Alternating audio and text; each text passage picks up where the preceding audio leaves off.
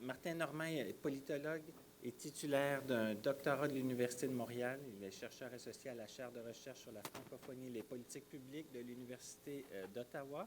Ses recherches portent sur la mobilisation linguistique et les régimes linguistiques, ainsi que sur l'innovation dans la gouvernance communautaire et sur les politiques linguistiques et les droits constitutionnels. Merci beaucoup pour cette occasion de vous présenter. Ce que je présente aujourd'hui, c'est vraiment la première ébauche d'une réflexion.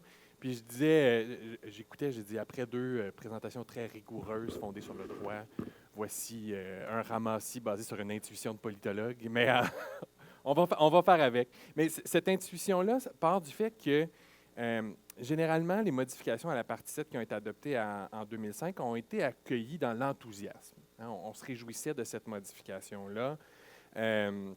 Qui rendait exécutoire la partie 7. Il y a eu très peu de voix discordantes quand est venu le temps d'adopter le projet de loi S3. On y reviendra un peu plus tard.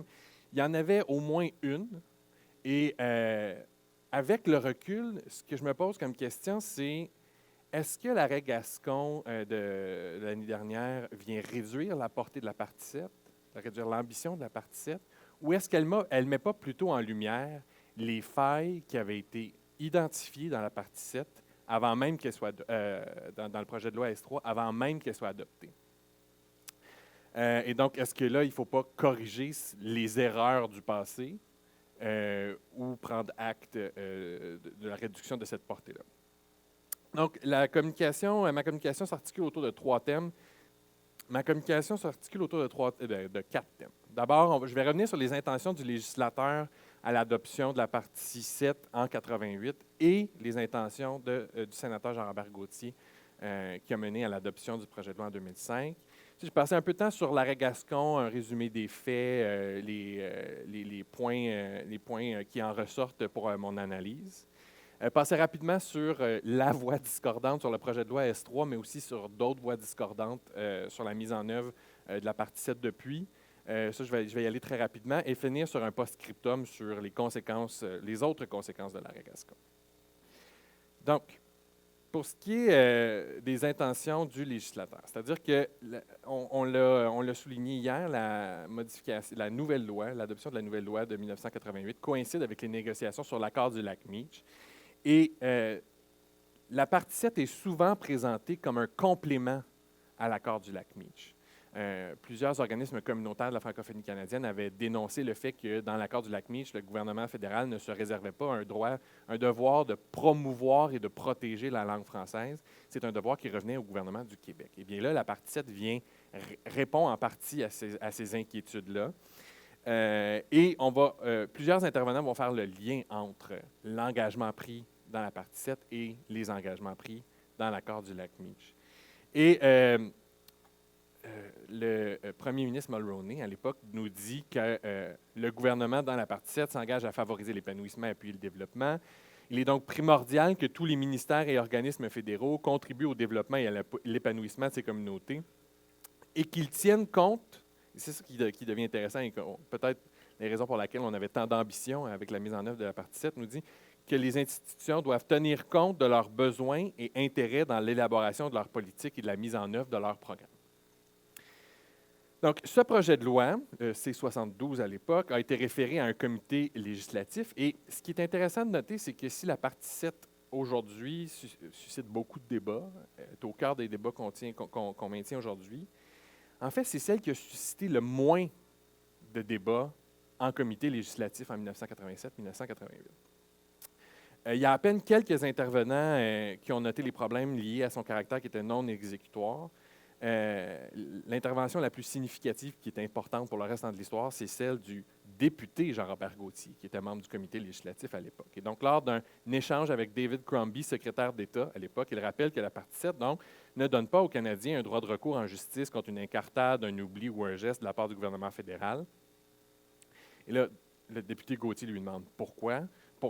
Et la raison est que on lui demande pourquoi on n'a pas inclus le droit de recours judiciaire dans la partie 7 et le secrétaire d'État lui répond qu'il est important de comprendre que la langue dont on parle dans la partie 7 est la langue d'encouragement, ce n'est pas la langue de commande. Donc, c'est vraiment une déclaration d'intention et non pas une obligation d'agir. Le commissaire aux langues officielles va aussi faire état de ce défaut-là dans la partie 7 originale. La FCFA va aussi faire des interventions en ce sens, demandant à ce qu'il y ait des mécanismes qui sont plus forts, que ce qui est prévu en ce moment est faible et insuffisant, que le devoir d'agir n'est pas assez explicite. La partie 7 est adoptée sans modification par le comité législatif. Il y a tout un petit imbroglio autour de l'adoption de la partie 7 en comité que je vais passer par-dessus ça pour l'instant. Mais une fois que c'est adopté, entre 1988 et 2005, il y a eu de nombreux rapports qui vont faire état de la difficulté de la mise en œuvre de la partie 7.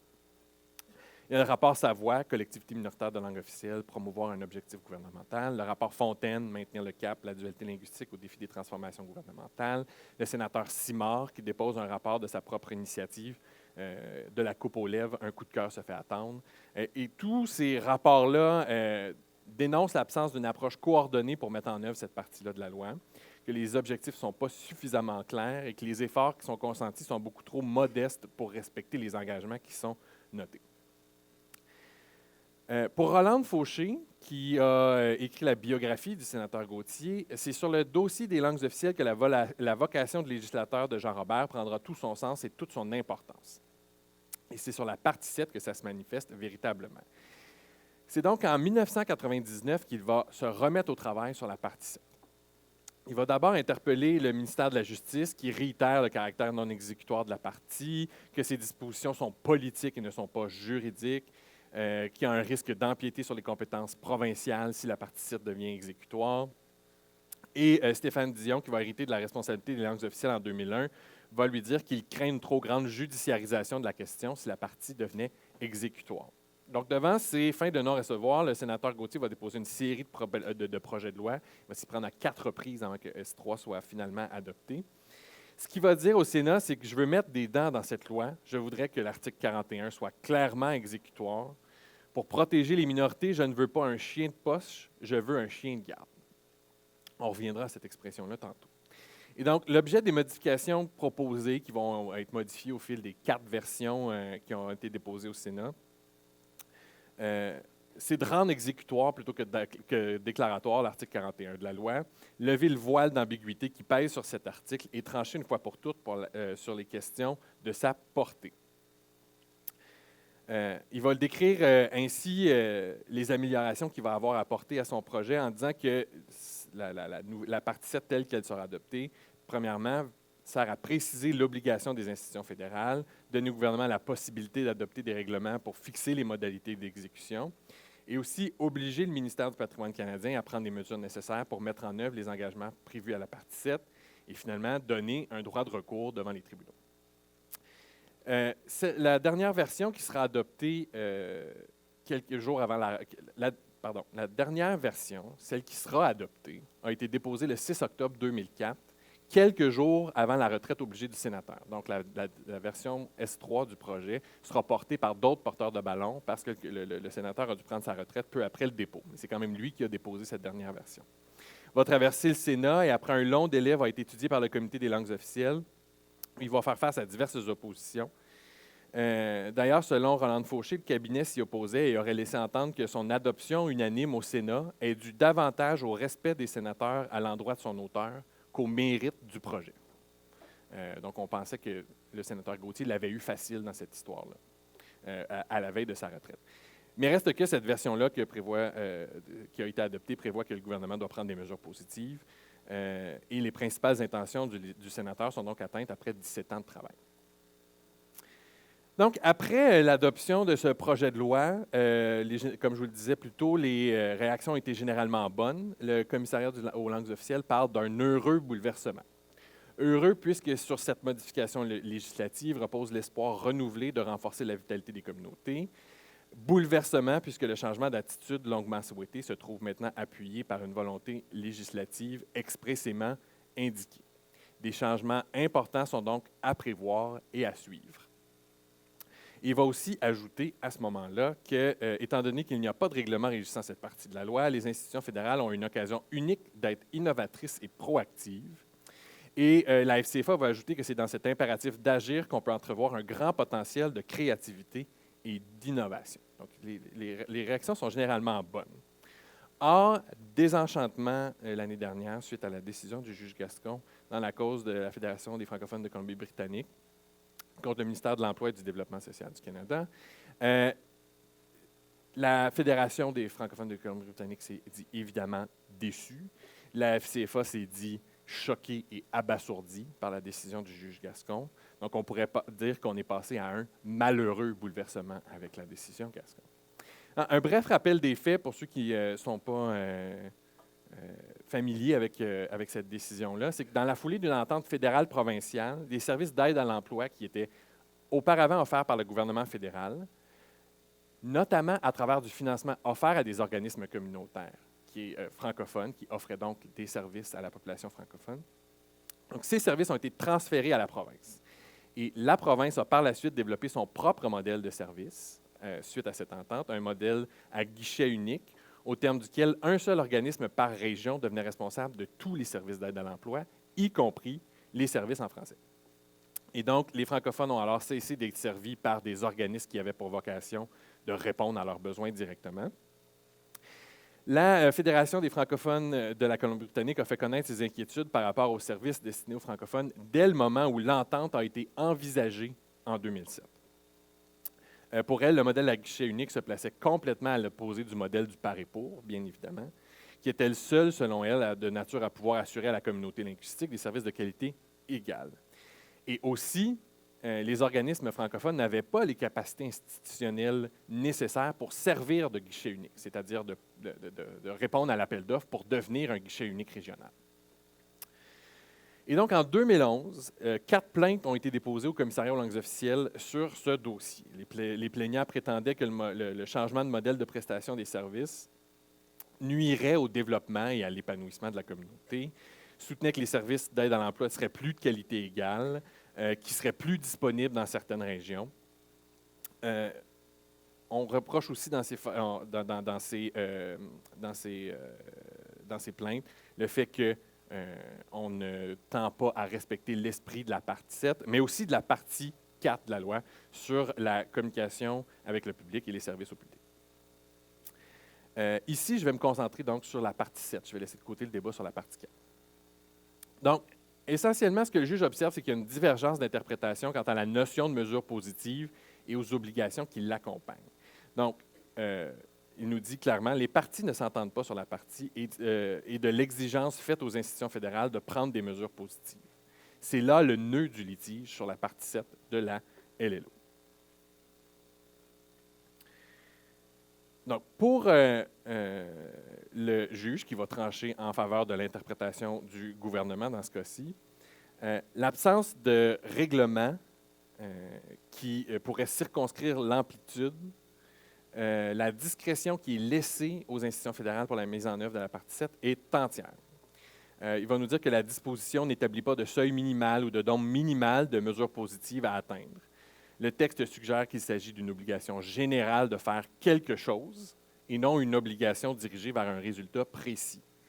Il va aussi préciser que dans le texte, le législateur a qualifié les mesures comme devant être positives.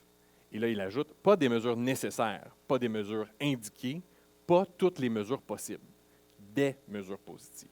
Donc, selon le juge, ça revêt à l'évidence que cette partie-là n'a pas les mêmes attributs d'exhaustivité, de nécessité, de précision ou de suffisance qu'on retrouve ailleurs dans la loi. Donc, l'article 41 n'imposerait donc pas d'obligation précise, de méthodologie particulière ou de cadre précis pour mettre en œuvre l'obligation. Donc, ce sur quoi le juge insiste tout au long de sa section sur la partie 7, c'est sur l'absence d'un règlement d'application de la partie 7. Il va retourner dans les débats parlementaires et va constater qu'à l'adoption de la loi, les intervenants appelaient pour qu'un règlement soit rapidement développé suite à l'adoption du projet de loi, qui a même été tenu pour acquis que le gouvernement allait le faire dans les semaines qui suivaient. Éric nous a parlé de l'article 41.1 et 2, et donc dans l'article 41.3, c'est là que le gouverneur, on prévoit que le gouverneur en conseil peut, par règlement, fixer les modalités d'exécution des obligations que la présente partie leur impose. Donc ici, le juge Gascon reprend les propos du sénateur Gauthier. Et il va dire qu'une loi sans règlement, c'est un chien de garde sans dents. On revient à l'analogie de plus tôt. Certains diront même que c'est un chien de poche.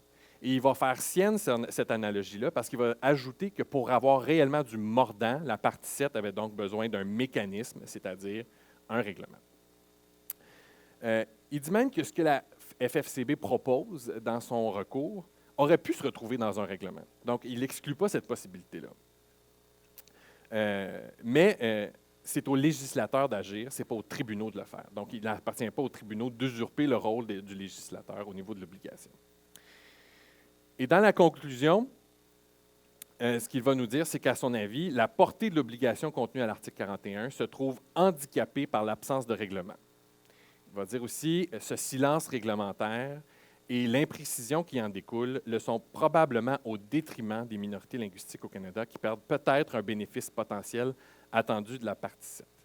Il va dire que j'accepte qu'on puisse plus difficilement rejoindre la destination de l'égalité réelle en matière linguistique si les balises pour y parvenir ne sont pas suffisamment claires. Même en gardant l'égalité réelle en ligne de mire, on peut finir par s'en éloigner si la route qu'on emprunte n'offre pas la signalisation requise. Donc, il y a évidemment bien d'autres choses là, dans ce jugement-là. Il y a bien d'autres choses dans ce règlement-là, mais je pense qu'ici, par exemple, sur la partie 4, sur les ententes fédérales provinciales, sur les plaintes au commissariat, mais sur la partie 7, ici, c'est assez significatif. Et on pourrait comprendre que, oui, c'est peut-être un échec pour la Fédération des francophones de la Colombie-Britannique, mais c'est aussi une mise en lumière du manque de leadership des gouvernements successifs qui ont refusé de développer des règlements. Une justification étant qu'on ne voulait justement pas contraindre les institutions par un règlement et le laisser à la discrétion de ces dernières. Donc, plusieurs intervenants s'étaient refroidis à l'idée d'un règlement. Après l'adoption de S3, le commissariat, la FCFA n'appelait plus un règlement d'application pendant une période de temps. Comme Éric le disait, dans la version modernisée qui a été proposée par la FCFA, il n'y a pas non plus de demande pour un règlement. Et donc, de toute évidence, le juge Gascon a mis de l'avant une limite importante de la dimension juridique du régime actuel. Et donc, pourquoi un retour vers le futur? C'est que, est-ce que ce jugement était prévisible? Et est-ce que l'absence du juge Gascon sur l'absence de règlement n'est-il pas une simple observation que le gouvernement n'a pas complété l'engagement que le législateur avait pris en 2005? Une des voix discordantes, je n'aurai pas le temps de tout vous présenter, mais l'une des voix discordantes, c'était celle de Linda Cardinal. Et là, en toute transparence, elle a comparu devant le comité permanent de la Chambre des communes en septembre 2005 pour se prononcer sur le projet de loi S3. J'étais son assistant sur le projet de mémoire. Ça a été mon entrée en matière dans la recherche sur la loi sur les langues officielles, un baptême de feu, parce qu'on a donc déposé un mémoire où on s'opposait à l'adoption du projet de loi S3, ce qui était un peu à contre-courant de ce qui était proposé ailleurs. Elle dit que le fait de rendre la partie 7 justiciable ne servira que partiellement à résoudre les difficultés découlant de son application. Il va dire que ce serait plus efficace que le gouvernement se dote de mécanismes de planification plus rigoureux, de façon d'évaluer plus systématiquement l'efficacité de ces interventions dans le développement du domaine développement communautaire. Et donc, c'est un engagement essentiellement politique qu'il y a dans la partie 7, et donc il faut une volonté politique pour la mettre en œuvre, que la judiciarisation pourrait mener à une déresponsabilisation du point de vue de la volonté politique. Évidemment que son opinion n'a pas été retenue. Le projet de loi a été adopté. Donc, l'étape qui a suivi, ça a été de proposer des principes qui pourraient orienter un règlement. Mais encore là, comme je vous le disais, les ardeurs avaient été refroidies. Les gens se plaisaient de l'idée que, sans règlement, les institutions ont une grande marge de manœuvre et pourraient innover. Et donc, plusieurs d'entre nous, ici dans la salle, avons proposé des pistes de ce qui pourrait se retrouver dans un règlement d'application sur la partie 7, ont appelé à ce souhait-là, se sont fait rabrouer par des organismes communautaires et par d'autres, mais on a pu proposer quelques pistes qui pourraient orienter un tel règlement, et dans des travaux que moi j'ai publiés récemment, pas récemment, mais il y a quelques années, et en comparution devant le Sénat, j'ai fait ma propre proposition pour un règlement sur la partie 7. On y reviendra peut-être en conclusion. Mais ce que je ne veux pas donner comme impression pour terminer, c'est que je ne veux pas donner l'impression que je suis un grand défenseur du juge Gascon. Je ne veux pas donner l'impression d'être de connivence avec le juge Gascon et que je suis d'accord avec son interprétation pour autant. Ce jugement-là a de nombreuses autres implications, comme je vous disais. Je vous invite à aller lire le texte de François Larocque sur le blog de Jurisources, L'insoutenable légèreté de la partie 7 de la loi sur les langues officielles, où il fait un état des lieux de tous les enjeux qui sont propres à cette décision-là. Il nous dit justement, il est à espérer que les parlementaires n'attendront pas que le gouverneur en conseil s'active pour prendre acte de l'analyse de la Cour fédérale et enfin donner des directives claires aux institutions fédérales. Donc, on revient à ça. Pour terminer, le dernier élément que j'ajouterai, que je ne développerai pas, là, mais c'est qu'il y a un élément qui, je pense, doit être remis de l'avant.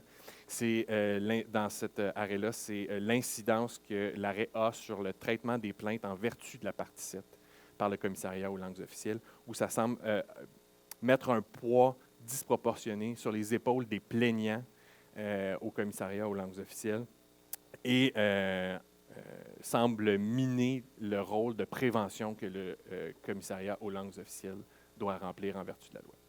Je vous remercie.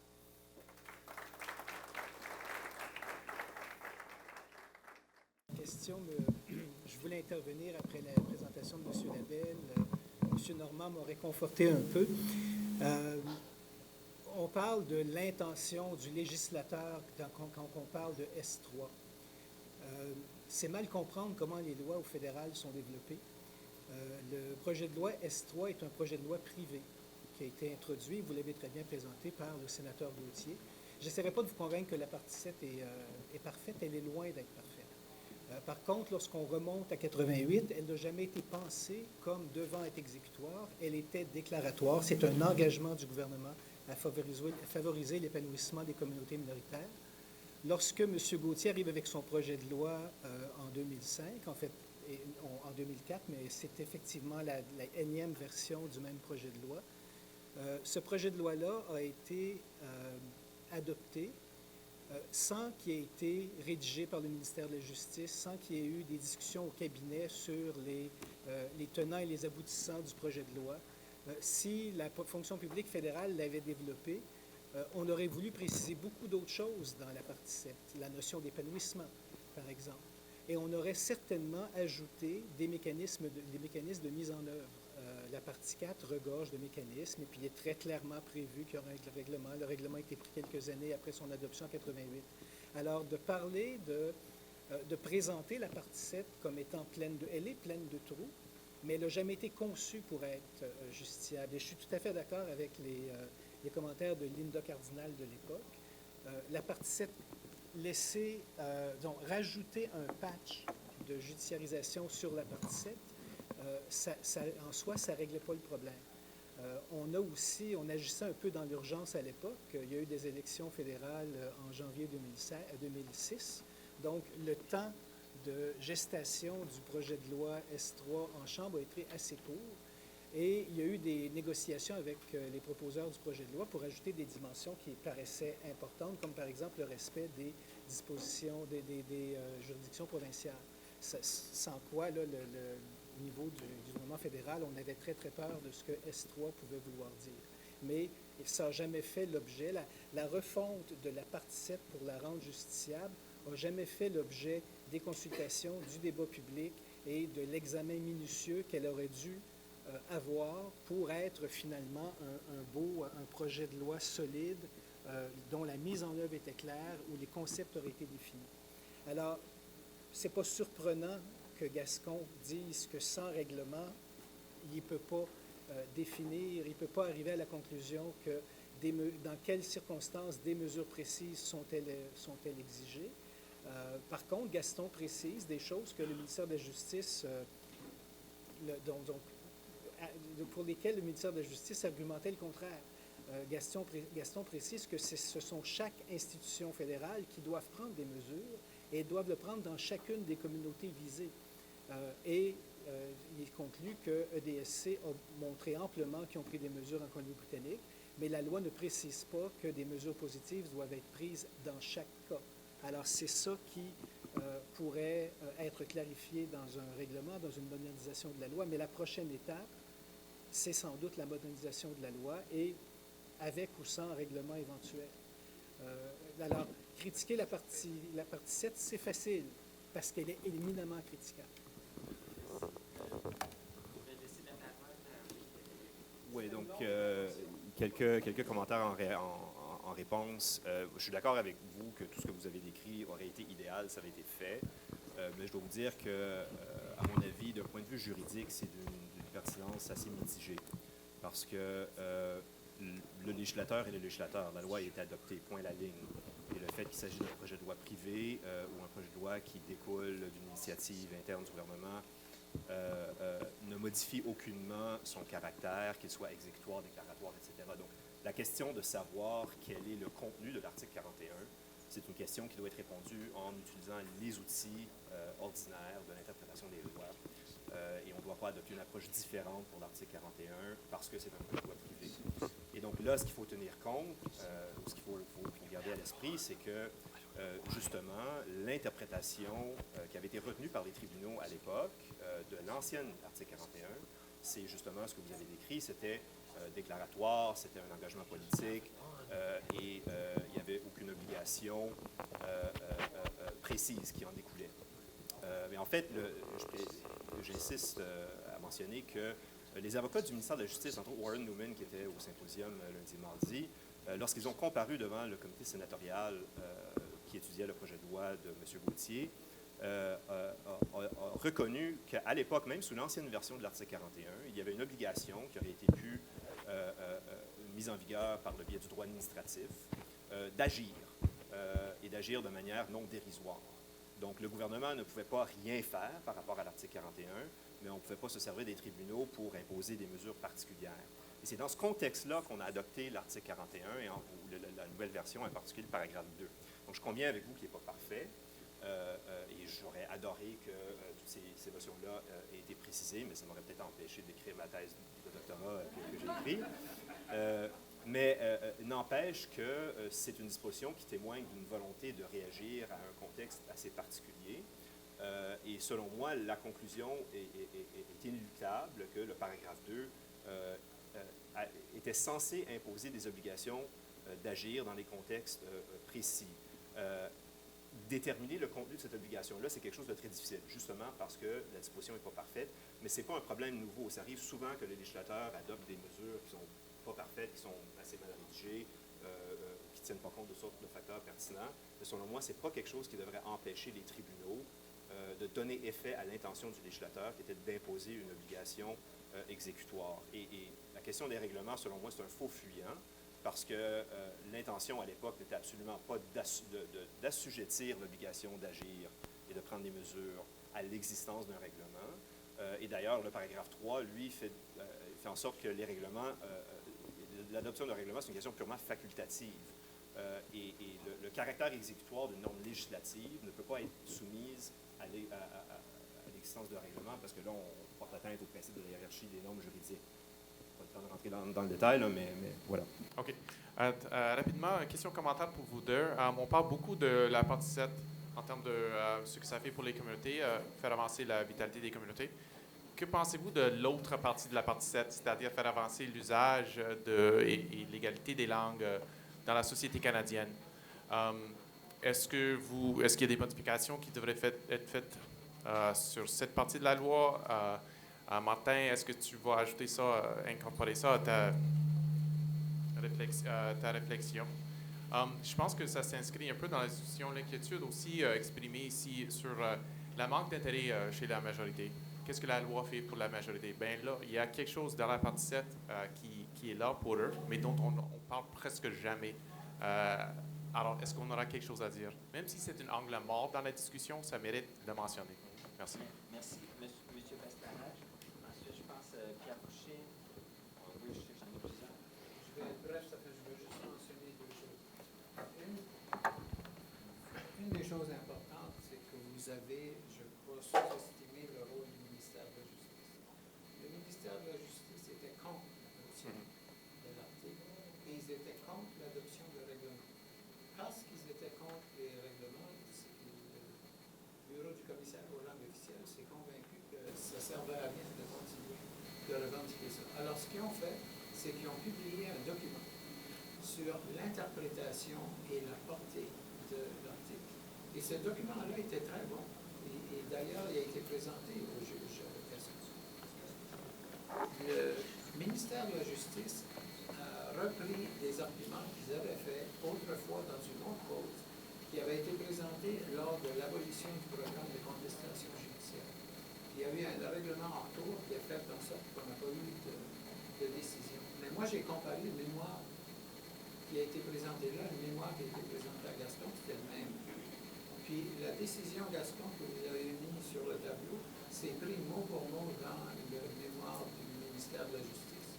Alors, c'est là qu'il y a la contradiction.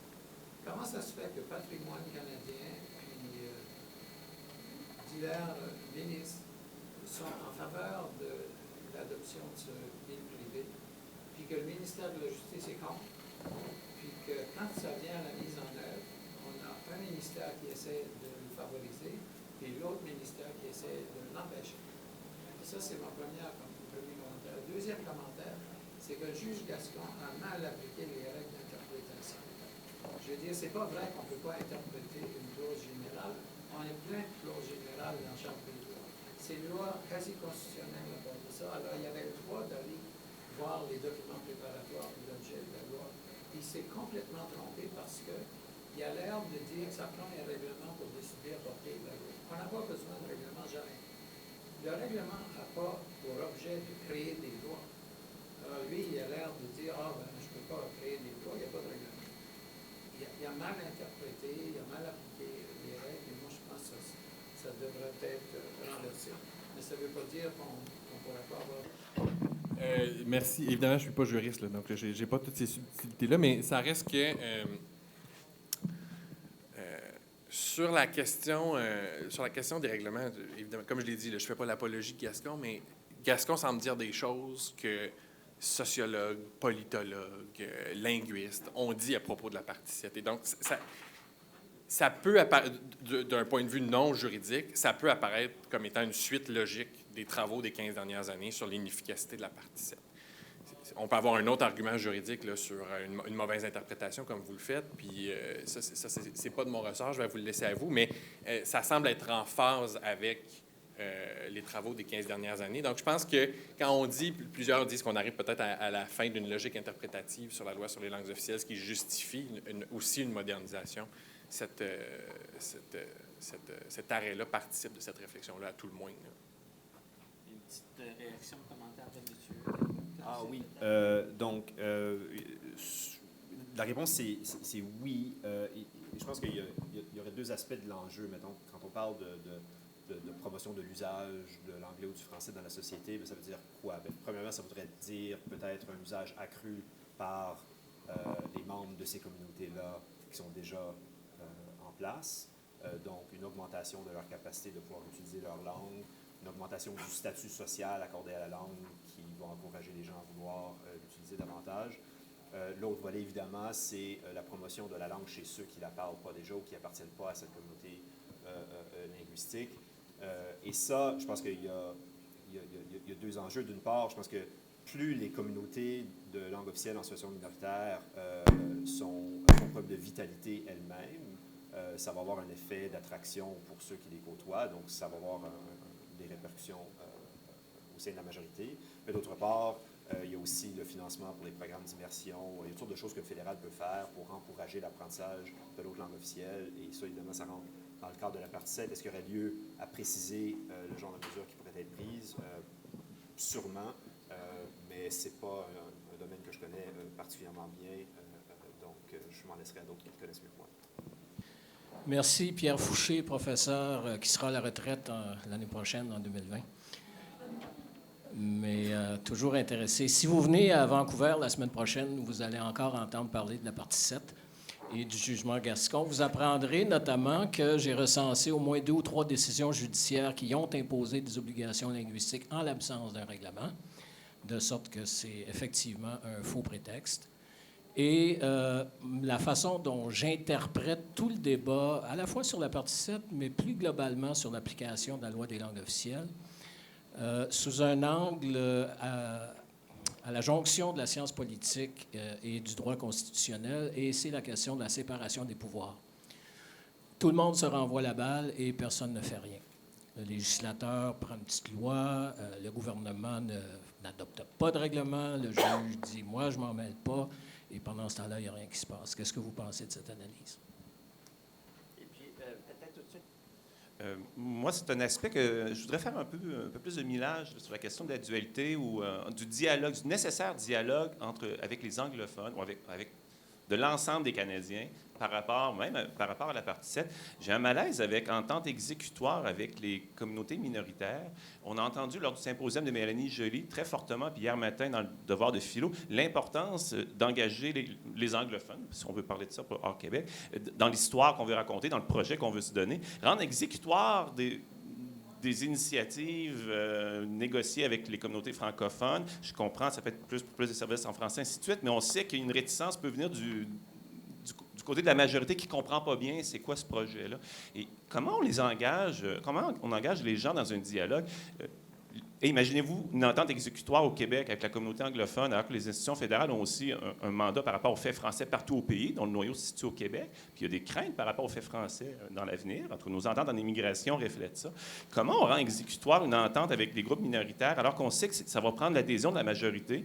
Et je ne sais pas, il y a quelque chose qui manque, et peut-être parce qu'on a une vision très... Tout à l'heure, vous parliez d'une fin d'une logique de Non, fin d'une logique. J'avais envie d'entendre fin d'une logique de minoritaire ou fin d'une logique d'un discours de minoritaire. Il faut que ce soit l'affaire de tout le monde.